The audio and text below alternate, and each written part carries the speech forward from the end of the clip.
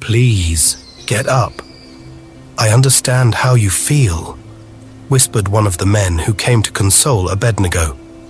Abednigo looked up immediately on hearing that, his eyes teary. "You don't understand how I feel. Have you ever lost your mom and siblings, all at once before?" he asked the man, who sighed in response. "Indeed, you alone know the kind of pain you're going through," the man said again. "They said," Abednigo began, sniffing back mucus into his nose. "They said they all couldn't make it. Please, do you have any idea where their bodies are?" "They are in the mortuary, but your sibling is still at the hospital battling for her life." As soon as Abednigo heard that, he jumped up.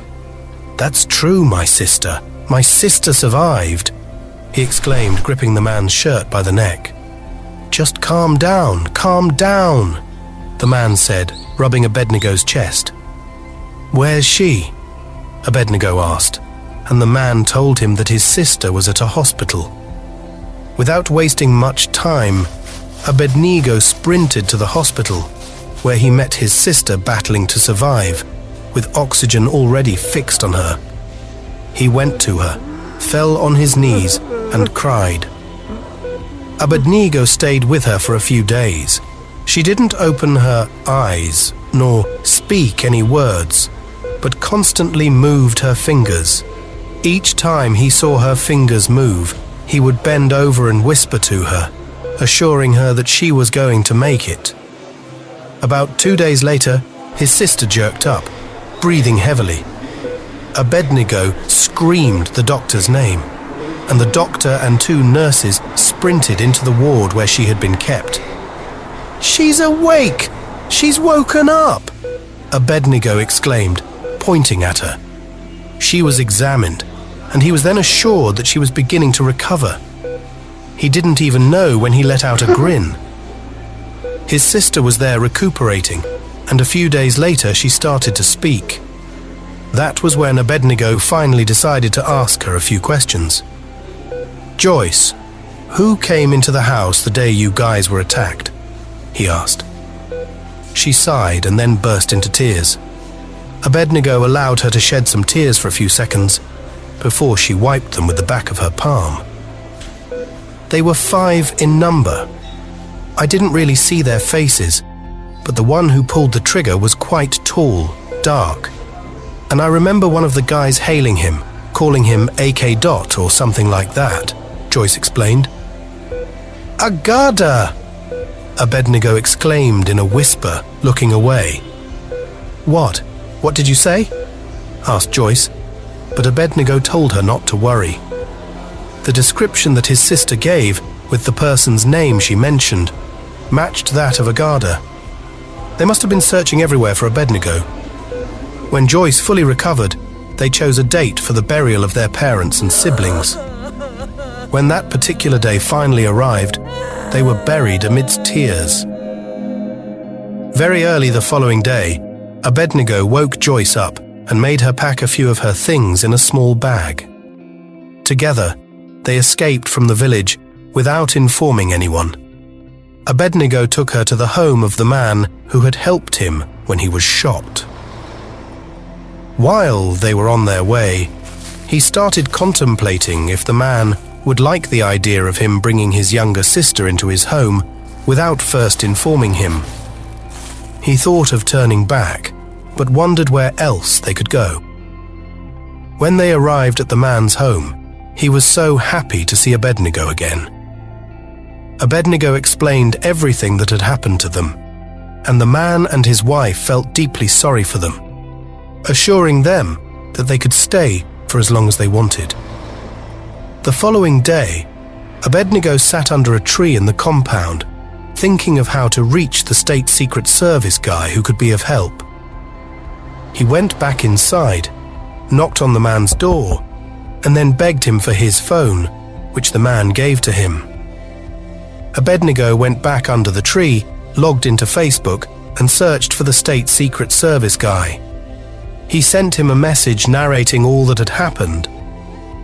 After sending the message, he decided to check the comments on the last post he had made while at the police cell. He found out that it had over 15,000 reactions and 85 shares, and his jaw dropped in awe. As he started going through the comments, he surprisingly saw a comment from a popular activist asking that anyone who knew where the police station was should send him a private message. Abednigo quickly went to the activist's DM and dropped a message, telling him all that had happened, how he managed to escape, who rescued him, and where he was. After everything, for the first time in months, Abednigo felt a sense of peace within himself. He also felt relaxed, knowing that he would be free at last and get justice after Agada was arrested again. This time, he hoped the police would know how to properly handle Agada's case, so he wouldn't end up escaping from jail like the prison warders had helped him do the last time. Abednigo returned the man's phone and told him about the developments. He saw happiness written all over the man's face too. The following day in the afternoon, Abednigo was in his room when the man knocked on his door, opened it, and handed him a brand new Android phone with a SIM card in it. Abednigo was so elated that he fell on his knees before the man, thanking him and praying for him in tears for all he had done. After the man left, Abednigo plugged in the phone, eager to start using it. He logged in immediately on Facebook and found a series of messages from the state secret service guy and the activist waiting to be answered. As soon as he saw the messages, Abednigo replied to them and dropped his new phone number. He continued checking from time to time to see if they would come online, but neither of them did. A few minutes past 7 p.m., the state secret service guy gave Abednigo a call and was happy to hear from him after some months. He wanted them to meet face to face so they could talk properly, but after informing the man who had accommodated him, the man advised against the idea, stating that it could endanger Abednigo's life. He suggested that Abednigo tell the state secret service guy to come to his house instead. Abednigo relayed this to the state secret service guy, who agreed to come to the house to see him. After he arrived, he asked Abednigo if he would be able to locate the uncompleted building where Agada had once taken him. Abednigo said he could, but expressed his reluctance to go, as it wasn't safe for him. "Don't worry, your safety is guaranteed, I assure you. We are not the only ones going there. We are going in the company of some of my colleagues," the state secret service guy said. Abednigo still didn't feel like going, but his presence was needed. He informed the man he was staying with about it, who encouraged him to go. The state secret service guy left and returned the following day with some of his colleagues who introduced themselves to Abednigo. Together, they all left for the uncompleted building where Agada had once taken him. Abednigo remembered the highway where the man and his wife had picked him up, as the man had often talked about it when Abednigo was still at the hospital. He took them there and faintly remembered how he had run out of the bush. They proceeded into the bush and walked for some time without finding the building. The state secret service guy suggested they go back as no uncompleted building could be seen anywhere. But Abednigo was certain that was the location he had been taken to before he escaped. They walked for about another 10 minutes. Luckily, Abednigo sighted the building from afar, and elated, he pointed at it, telling them that it was the building. Immediately, the state secret service guy and his men swung into action, racing towards the building. They entered it, but found nothing or anyone. Abednigo followed them in, and they checked all the nooks and crannies of the uncompleted building, but found no clue or trace. As they were about to leave, Abednigo suddenly remembered something important. He called the state secret service guy's attention, and they stepped aside from the group. "I remember. One of the twins is with Agada's elder sister," Abednigo said to him. Are you serious? Where? The State Secret Service guy queried, showing immediate interest. That's what I didn't get to hear. I didn't even know that he had an elder sister, and where she is presently is what I don't know. But we must search for that boy so they don't end up selling him just like they sold his twin, Abednigo explained. The State Secret Service guy thought for a moment and then asked, "Do you know anyone who knows Agada quite well?" Abednigo pondered this question, realizing the gravity of the situation and the importance of finding someone who could provide crucial information about Agada and his sister's whereabouts. Abednigo considered the question carefully before responding. Yes, but he's in prison, Donatus. But there's one other lady who was my neighbor then in school, who is also Agada's ex. Though I don't know where she is, I have her on Facebook and can chat her up. But what exactly should I tell her? The State Secret Service guy replied, "We must know where Agada's elder sister lives, and that boy must be taken from her before the worst happens. Try and ask her if she knows where Agada's elder sister lives. I pray she's able to tell us what we want to hear." "I'll try," Abednigo said, nodding repeatedly.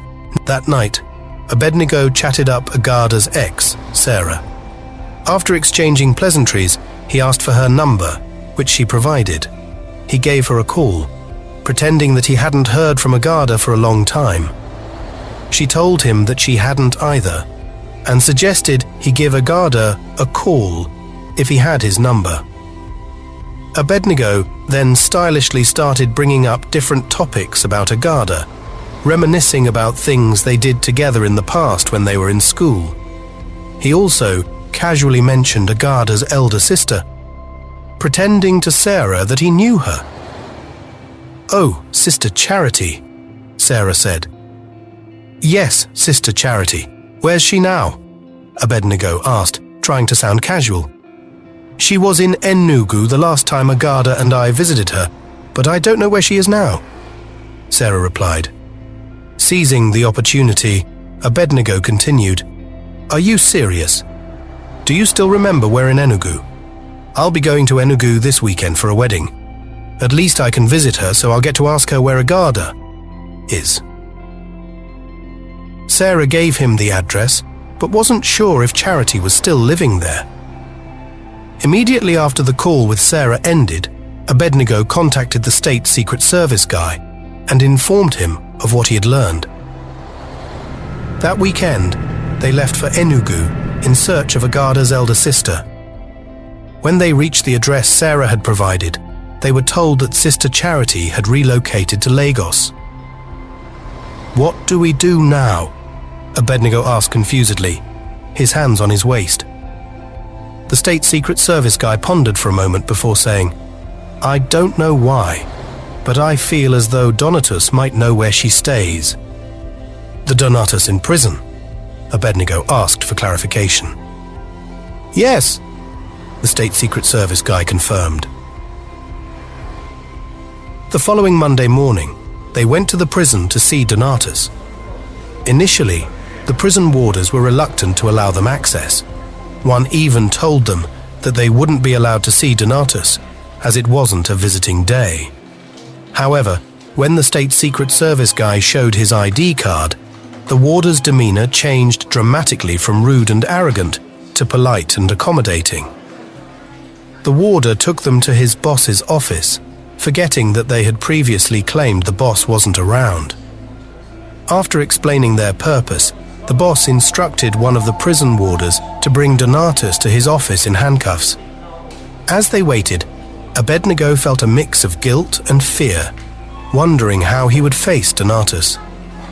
When the door to the office opened and Donatus was ushered in, looking lean and pale, Abednigo's heart broke. "Donatus!" Abednigo exclaimed, but Donatus only looked at him and then bowed his head. Abednigo stood up, went to him, and stood before him. "I'm so sorry for all you must have been through," Heaven knows it was not my intention for things to happen this way. "Are you okay?" he asked, and Donatus sighed, tears already dripping down his cheeks. Donatus looked up at Abednigo, his eyes filled with remorse. "I am so sorry for everything, Abednigo. Please find a space in your heart to forgive me. I know I'm a betrayer and a backstabber, and I shouldn't have paid you back with evil," he said amidst tears. Abednigo glanced at the State Secret Service guy, who nodded slightly, signaling him to continue. He then turned to look at the prison boss, who also signaled with his eyes to allow Donatus to sit. After Donatus was seated, Abednigo knelt before him and said, "I need a favor from you, Donatus." "Come on, say it. I'm willing to do anything to make up for all the wrongs I've done to you," Donatus replied, his eyes still teary. Abednigo proceeded to narrate the latest developments to Donatus, explaining what Agada had done with the other twin and what he was planning to do. Donatus's jaw dropped in shock. "You mean Agada is still after you after escaping from here?" he queried, wearing a surprised look. "I swear. So the only way out now is rescuing those kids. And I don't even know how we are going to achieve that. Because I would have loved us to rescue the one with his sister first. But I don't know where she stays in Lagos," Abednigo explained. Donatus's eyes widened. "Wow. One of them is with her? I know his sister's place. If it's one thing I'll do for your forgiveness, I'll surely do it," he said. "You mean you know his sister's place in Lagos?" Abednigo asked again to be sure. "Yes, I do. He took me there more than once when he got the house for his sister," Donatus confirmed. "Interesting," Abednigo exclaimed, looking at the State Secret Service guy and his colleagues. Donatus provided them with the address, which Abednigo quickly noted down on his phone. When they were done, Abednigo gave Donatus a tight hug, assuring him that all would be well. In turn, Donatus fell on his knees before Abednigo and began to cry. Seeing this, Abednigo became emotional, and tears started dripping down his cheeks. He gave Donatus some money before they finally left the prison. The following day, Abednigo, the State Secret Service guy, and his colleagues left for Lagos very early, heading for the address Donatus had given them. They reached their destination around 8 a.m. Upon arrival, they knocked on the gate, and a young man in his early 20s opened up.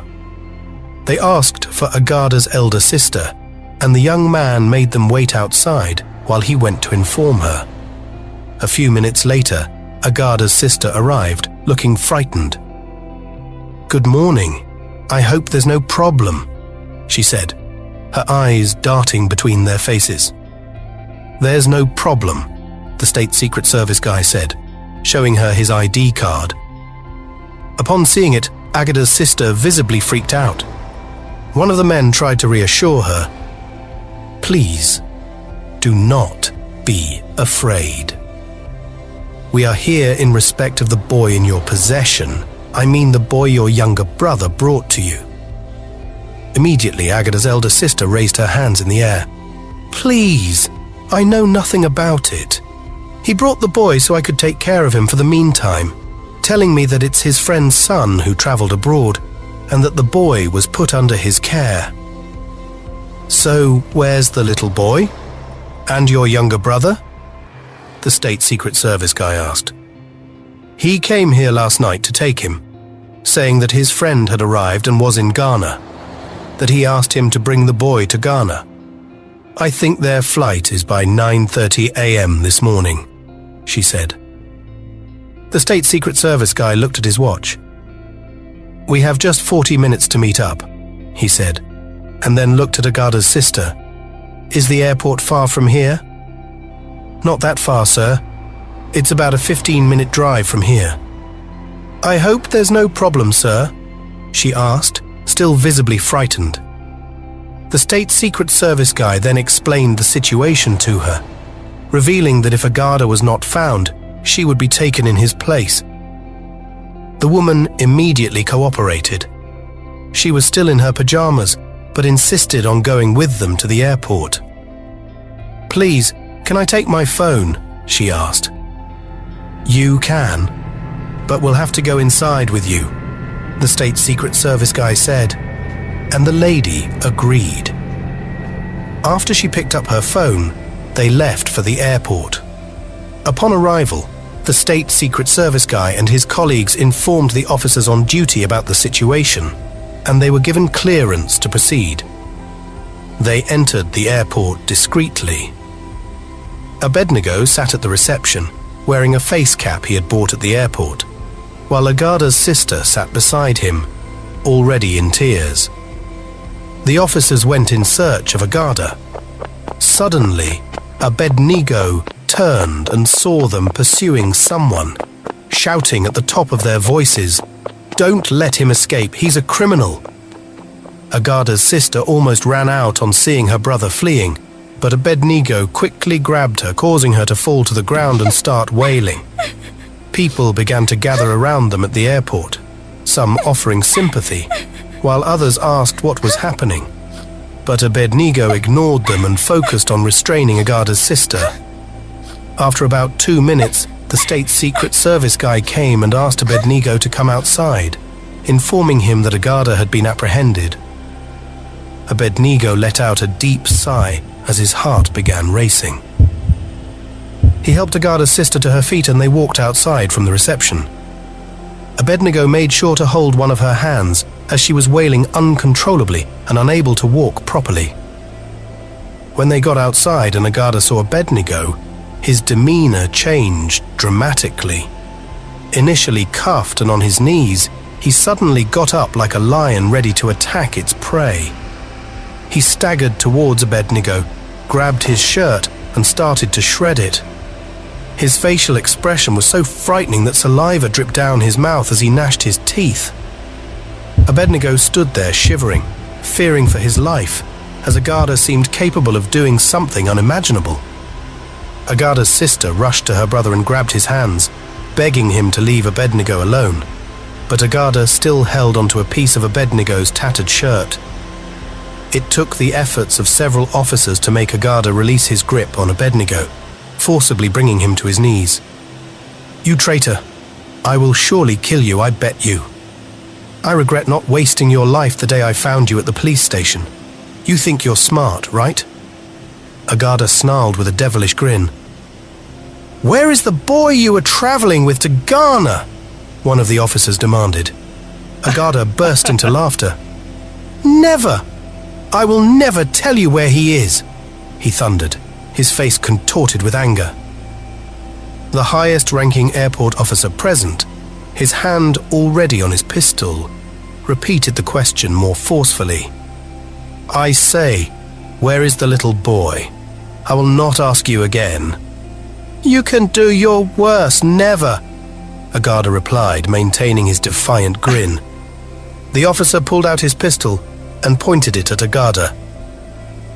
"You think I'm here to play games with you? I will blow off your head if you dare try me," he raged. Suddenly, Agada's sister fell to her knees and started pleading, "Please, sir, it's just the two of us, please have mercy." As the tension escalated, the plane Agada was supposed to board began to prepare for takeoff. Agada started laughing again. "You see, the boy has been sold, so you're the losers, not me," he said, bursting into laughter once more. The officer, enraged by Agada's defiance, moved closer to him. Before anyone could react, he fired a shot into Agada's left leg. Agada let out an agonizing scream that echoed through the area. Abednigo's eyes widened in shock, and Agada's sister began to scream at the top of her voice, pleading for mercy. "Are you ready to speak now, or should I drive another bullet into your other leg?" the officer threatened, already pointing his gun at Agada's other leg. "I will talk, I will talk," Agada quickly repeated, his voice filled with pain and fear. "He's in that plane with my friend. They are on their way to Ghana," he added, his defiance finally broken. Upon hearing this, the officer quickly pulled out his walkie-talkie and contacted the airport authority. Meanwhile, medical personnel rushed towards them to treat Agada's leg. Within minutes, the plane, which was already on the runway, began to slow down and eventually came to a stop.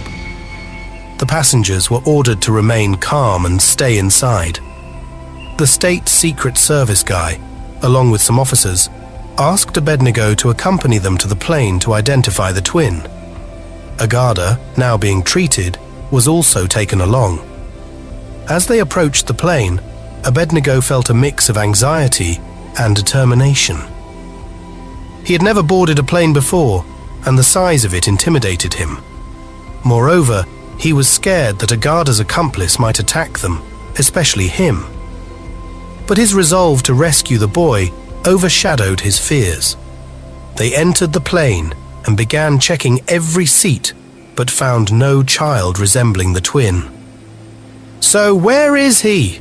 one of the officers angrily asked Agada, who had started to cry. Some of the passengers stared at them in confusion and fear, wondering what was happening.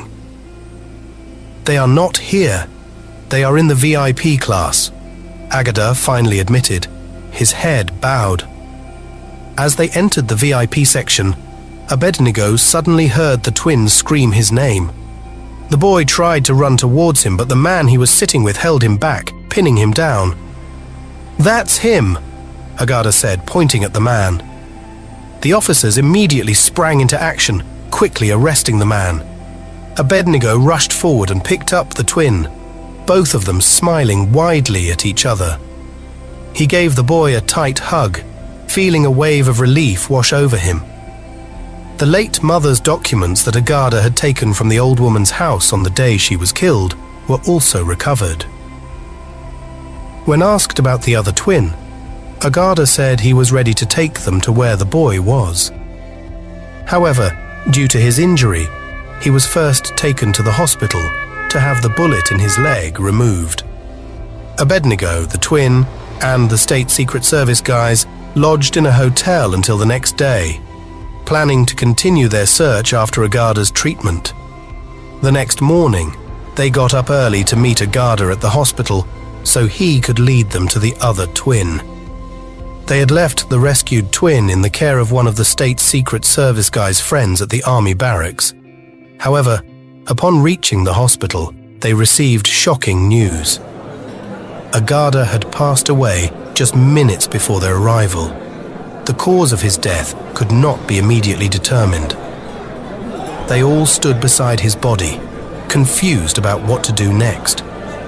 After some deliberation, they decided to visit Agada's friend, who had been arrested on the plane.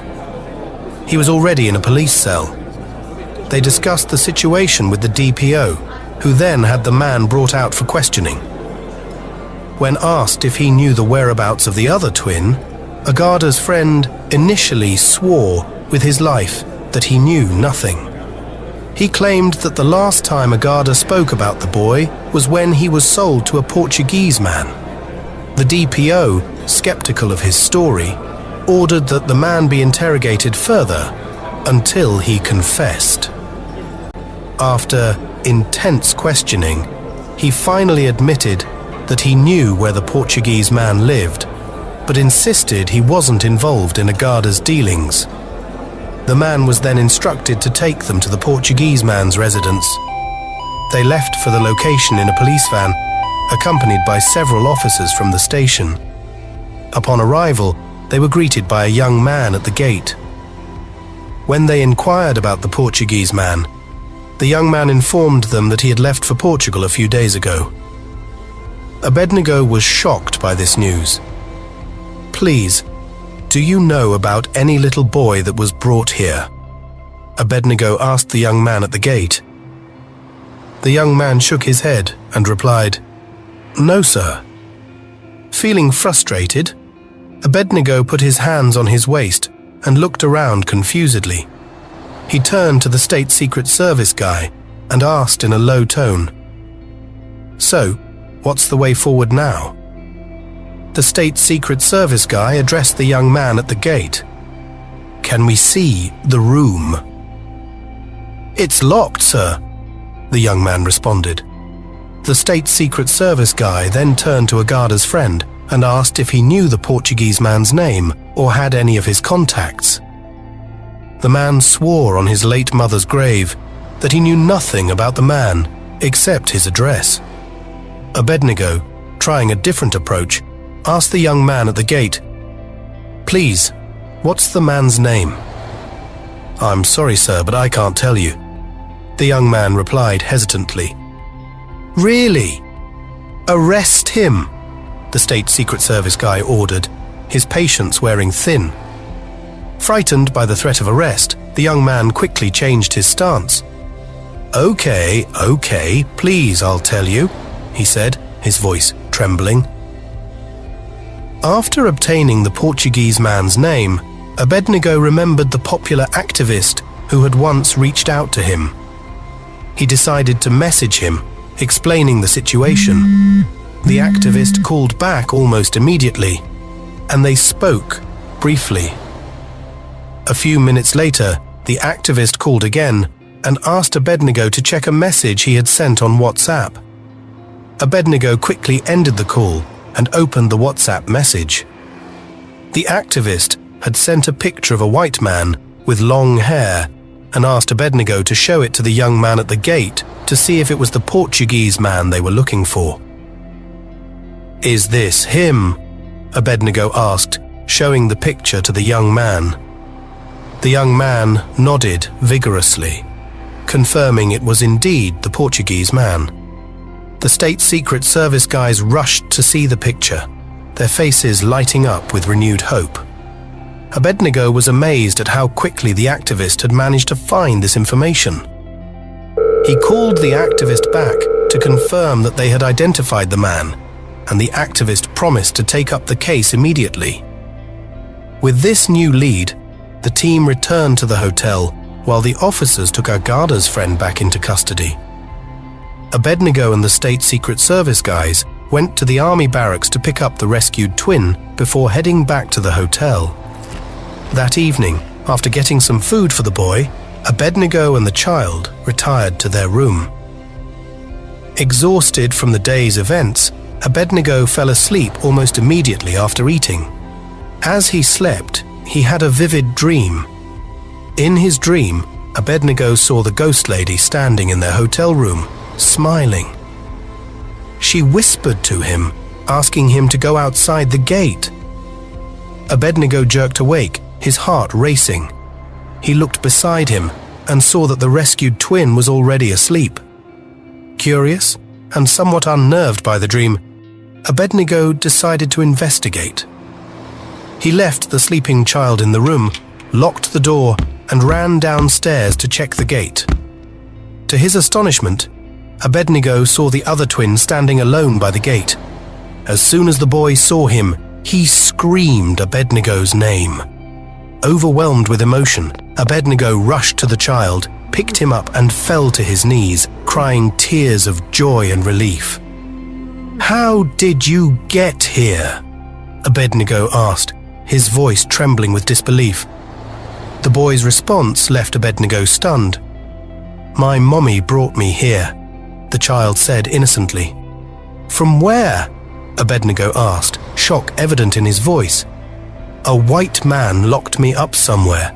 Mommy appeared and took my hand, and I found myself here," the boy explained, his words sending chills down Abednigo's spine. Realizing the gravity of the situation, Abednigo quickly called the State Secret Service guys to inform them of this miraculous turn of events. He then carried the boy and hurried back to his room. Upon entering, Abednigo found the other twin fully awake, waving at something on the wall. He paused, stunned by the scene before him. He looked at the boy in his arms, then at the direction the other twin was waving, but saw nothing there. The twin in the room suddenly turned and, on seeing his brother, screamed his name. The two boys hugged each other excitedly. Their reunion, a moment of pure joy amidst the chaos of recent events. In the days that followed, the Portuguese man was traced and arrested in another house on the island, thanks to the efforts of the activist and the authorities. About 3 months later, Abednigo and the twins were able to travel abroad. This opportunity came through the help of the ghost lady's friend who had been living there. She had been contacted by Mama months ago and had generously offered her assistance, covering all expenses from her own pocket. The night they arrived, it was the ghost lady's friend who came to pick them up from the airport. Abednigo stood in awe, taking in the sights of the airport, a place he had never been before. He was so mesmerized that he almost forgot he was supposed to be looking for their host until she tapped him on the shoulder, bringing him back to reality. "Hey, how are you?" she said with a warm smile, revealing sparkling white teeth. Abednigo couldn't help but smile back, captivated by her beauty. She then squatted before the twins, her smile never fading. Looking up at Abednigo, she asked, "Damien and Diamond?" Abednigo nodded, still smiling. They left the airport and headed to her place. She prepared dinner for them, but the food she served, what looked like raw leaves with slices of cucumber on a plate, was unfamiliar to Abednigo and the boys. Abednigo tried to eat it politely, but found he couldn't stomach it. The twins stared at their plates, equally confused. Noticing their hesitation, their host asked, "Oh, you're not eating your food. Don't you like it?" Abednigo, not wanting to offend her but also aware that they needed to eat, decided to be honest. "I'm so sorry, but we've never eaten this before. Please don't be offended." Understanding dawned on her face. "Oh no, it's okay. So, would you have preferred swallow and okra soup or something?" she asked, her smile never faltering. Yay. "Yes," Abednigo replied, adding quickly, "but I know how almost impossible it will be to get such here." To his surprise, she swiftly left the room and returned a few minutes later, changed into different clothes. "I'll be right back. Let me go get you guys some fufu and draw soup," she said. Abednigo burst into laughter, thinking she was joking. "Don't tell me you're leaving us here to go back to Nigeria to get us just fufu," he teased. "You're not serious," she said, laughing along with him. "I'm not returning to Nigeria anytime soon, please. There's an African store and restaurant just down the road where you can get any kind of Nigerian food and ingredients. It's like a home away from home." "In the UK here?" Abednigo asked incredulously. She nodded with a smile and left. True to her word, she returned after a short while with wrapped fufu and a plate of well-garnished okra soup.